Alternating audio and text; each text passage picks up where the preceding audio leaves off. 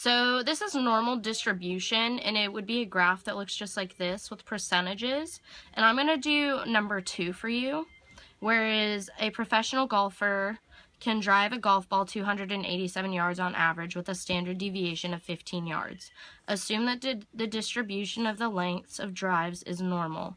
So this little U right here, that's mean, and this little O is what standard deviation is.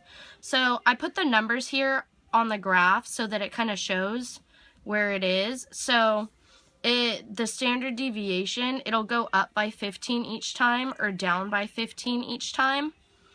And so, for example, A, what percent of drives are between 272 and 287? So 272 is right here and 287 is right here. So the percentage would be 34% because that's this whole area right here.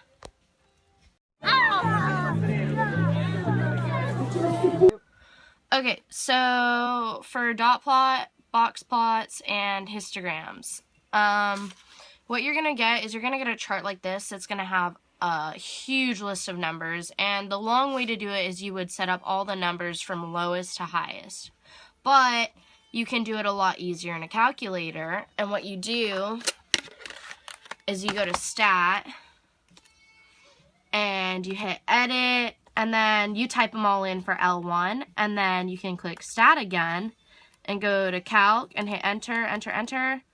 And then it gives you all of these things that you need. So the mean is the X with a line over it.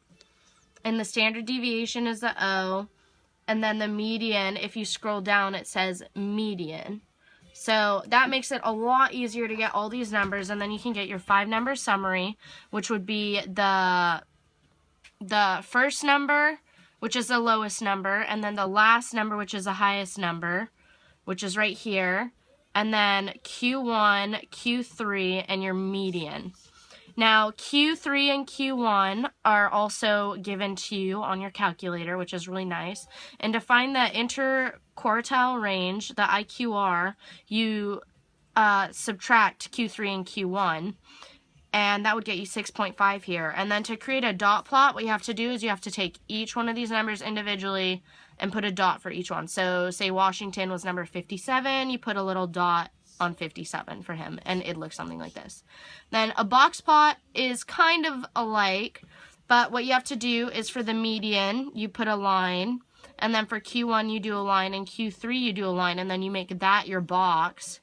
And then your first number, which is the lowest number, is 42. You draw a line to there, and then you draw a line to your highest number too, which is 69. And then for histogram, you have to see how many are from age 40 to 44. So you would count out of all the numbers, and out of all the numbers, there's 2 presidents. So you would put it up to 2 right here, from 40 to 44. And out of this, you can see that it's skewed to the left a little bit, which means it's steeper on this side than it is on this side. And it would be a unimodal because it's not 2 humps, it's just 1 hump. And the median is 54.6, which we figured out on our calculator. And the IQR is 6.5, which we figured out subtracting Q3 and Q1. Okay, so for relative frequency tables and histograms, what you're going to have to do is you're going to have to make a frequency table first. So you have to, for this one, we're going to do number 1, and it says 30 students in a PE class ran 1 lap around the track. The times recorded in seconds are listed below. So what you're going to have to do is you have lap time, you have frequency, and you have relative frequency.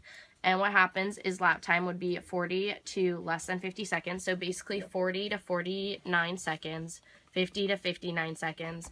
And you're going to count how many kids had that time. So only 1 had those times, and then 3 had these times. And it's out of 30 times. So what you're going to do is you're going to go 1 divided by 30, and you would get 0.033 for relative frequency. And then what you're going to do is once you have all these numbers, you're going to make a histogram, and you're going to have relative frequency on the y-axis and then pulse rate on the x-axis. And this is going to be your pulse rate right here, the lap time. And you're going to go all the way it's going to look something like this, and it's going to be a bar graph. And this is unimodal because it's not 2 humps. Once again, it's just 1. And then on the other side, other questions, you have to find the mean, the median, the standard deviation, and shape, which you would use your calculator like I showed you in the last problem. And then you would have to find the lower bound and the upper bound. And the lower bound would be the mean minus 1 standard deviation. So 76.1 minus 13.8. And the upper bound would be the mean plus 1 standard deviation.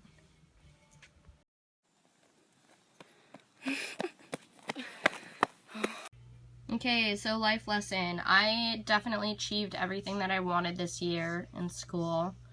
If anything, better grades would have been nicer, but I had an awesome year. I enjoyed swim team, I enjoyed surf team, I enjoyed ecology club. I just had a really great junior year and can't wait for an awesome senior year.